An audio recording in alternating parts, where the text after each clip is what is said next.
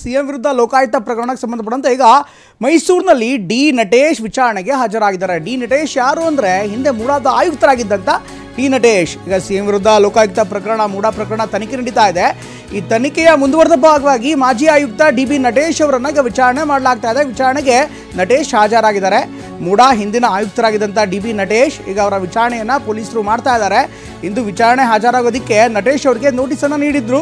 ಹೀಗಾಗಿ ಇವತ್ತು ವಿಚಾರಣೆಗೆ ಹಾಜರಾಗಿದ್ದಾರೆ. ಲೋಕಾಯುಕ್ತ SP TJ ಉದೇಶ್ ನಟೇಶ್ಗೆ ನೋಟಿಸನ್ನು ನೀಡಿ ವಿಚಾರಣೆಗೆ ಹಾಜರಾಗಬೇಕು ಅಂತ ಹೇಳಿದರು. ಜೊತೆಗೆ ಈಗಾಗಲೇ ಸರ್ಕಾರದ ಮುಖ್ಯ ಕಾರ್ಯದರ್ಶಿಯವರಿಂದಲೂ ಕೂಡ ಅನುಮತಿಯನ್ನು ಪಡೆದಿದ್ದಾರೆ. ನಟೇಶ್ ಅವರನ್ನ ವಿಚಾರಣೆ ಮಾಡಬೇಕು, ಹೀಗಾಗಿ ಅನುಮತಿ ಕೊಡಿ ಅಂತ ಸಿಎಂ ಪತ್ನಿ ಪಾರ್ವತಿಗೆ ಬದಲಿ ನಿವೇಶನವನ್ನು ನೀಡಿದಂಥ ನಟೇಶ್ ಇವರ ಅವಧಿಯಲ್ಲಿ ಆಗಿತ್ತು. ಹೀಗಾಗಿ ನಟೇಶ್ ವಿಚಾರಣೆಗೆ ಮುಖ್ಯ ಕಾರ್ಯದರ್ಶಿಯವರ ಅನುಮತಿ ಕೂಡ ನಿಯಮದಂತೆ ಪಡಿಬೇಕು. ಮುಖ್ಯ ಕಾರ್ಯದರ್ಶಿ ಅನುಮತಿ ಕೇಳಿದಂಥ TJ ಉದೇಶ್ ಈಗ ಮುಖ್ಯ ಕಾರ್ಯದರ್ಶಿ ಕೂಡ ಉದೇಶ್ಗೆ ಅನುಮತಿಯನ್ನು ಕೊಟ್ಟಿದ್ದಾರೆ. ಕೆಲ ದಿನಗಳ ಹಿಂದೆ ವಿಚಾರಣೆಗೆ ಅನುಮತಿ ನೀಡಿದಂಥ ಮುಖ್ಯ ಕಾರ್ಯದರ್ಶಿ ಅದಾದ ಬಳಿಕ ಪ್ರಕ್ರಿಯೆಯ ಭಾಗವಾಗಿ ಅವರನ್ನು ಈಗ ವಿಚಾರಣೆಗೆ ಒಳಪಡಿಸಲಾಗ್ತಾ ಇದೆ. ನಟೇಶ್ ಅವರು ಕೂಡ ಈಗ ವಿಚಾರಣೆಗೆ ಆಗಮಿಸ್ತಾರೆ. ಸಹಜವಾಗಿ ಎಲ್ಲ ಡೆವಲಪ್ಮೆಂಟ್ಗಳಿಗೆ ಸಂಬಂಧಪಟ್ಟಂತೆ ಅತ್ಯಂತ ಕುತೂಹಲಕರವಾದಂಥ ಅಥವಾ ಮಹತ್ವದ ಬೆಳವಣಿಗೆ ಇದು. ಯಾಕೆಂದರೆ ಈ ಒಂದು ಏನಿದೆ ಇನ್ಫ್ಯಾಕ್ಟ್ ಬೆಳವಣಿಗೆ ಏನಿದೆ, CM ಪತ್ನಿ ಪಾರ್ವತಿಯವರಿಗೆ ಸೈಟ್ ಕೊಟ್ಟಂಥ ಸಂದರ್ಭದಲ್ಲಿ, ಬದಲಿ ನಿವೇಶನ ಕೊಟ್ಟಂಥ ಸಂದರ್ಭದಲ್ಲಿ ನಟೇಶ್ ಅವರೇ ಮೂಡಾದ ಆಯುಕ್ತರಾಗಿದ್ದರು. ಹೀಗಾಗಿ ತನಿಖೆಯನ್ನು ಮಾಡಲಾಗ್ತಾ ಇದೆ. ಅವರು ಕೂಡ ಈಗ ವಿಚಾರಣೆಗೆ ಹಾಜರಾಗಿದ್ದಾರೆ. ಲೋಕಾಯುಕ್ತ ಪೊಲೀಸರು ಏನಿದ್ದಾರೆ ಅವರಿಗೆ ಇನ್ಫ್ಯಾಕ್ಟ್ ನಟೇಶ್ ಅವರಿಗೆ ಸೂಚನೆಯನ್ನು ಕೊಟ್ಟಿದ್ದರು, ನೀವು ವಿಚಾರಣೆಗೆ ಹಾಜರಾಗಬೇಕು ಅಂತ. ಅಫ್ಕೋರ್ಸ್ ಮಾಧ್ಯಮದ ಮುಂದೆ ಅವರು ಬಂದು ನಿಂತಿದ್ದಾರೆ. ಸಹಜವಾಗಿ ಸಿಟ್ಟಾಗಿದ್ದಾರೆ.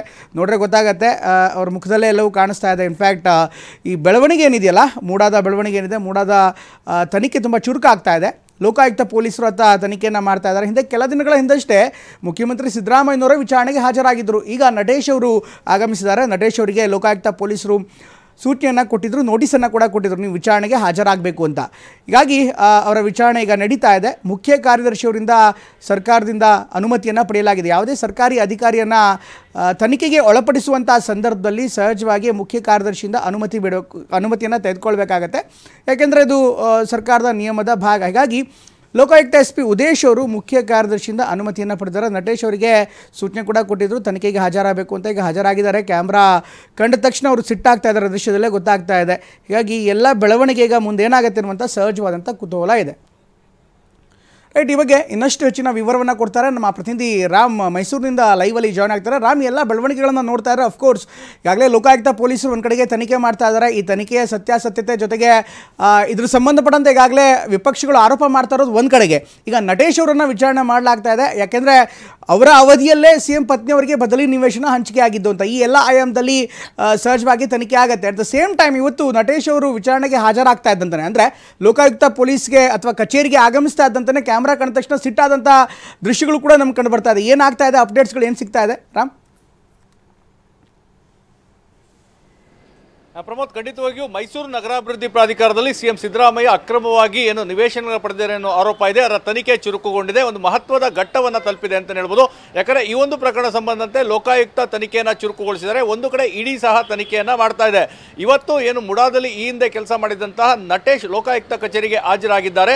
ಈ ಹಿಂದೆ ಅವರಿಗೆ ಒಂದು ನೋಟಿಸನ್ನು ನೀಡಲಾಗಿತ್ತು, ಇವತ್ತು ವಿಚಾರಣೆಗೆ ಬರಬೇಕು ಅಂತೇಳಿ. ಯಾಕಂದರೆ ಸರ್ಕಾರಿ ಅಧಿಕಾರಿಯಾಗಿರೋದಾಗಿ ಅವರಿಗೆ ಮುಖ್ಯ ಕಾರ್ಯದರ್ಶಿಗಳ ಮುಖಾಂತರವಾಗಿ ಒಂದು ಮನವಿಯನ್ನು ಸಲ್ಲಿಸಿದ್ರು. ಅವರ ಒಂದು ವಿಚಾರಣೆಗೆ ಅನುಮತಿ ಕೊಡಿ ಅಂತೇಳಿ ಅವರು ಅನುಮತಿ ನೀಡಿದ ತಕ್ಷಣ ಅವರಿಗೆ ನೋಟಿಸನ್ನು ನೀಡಲಾಗಿತ್ತು. ಇವತ್ತು ವಿಚಾರಣೆಗೆ ಹಾಜರಾಗಿದ್ದಾರೆ.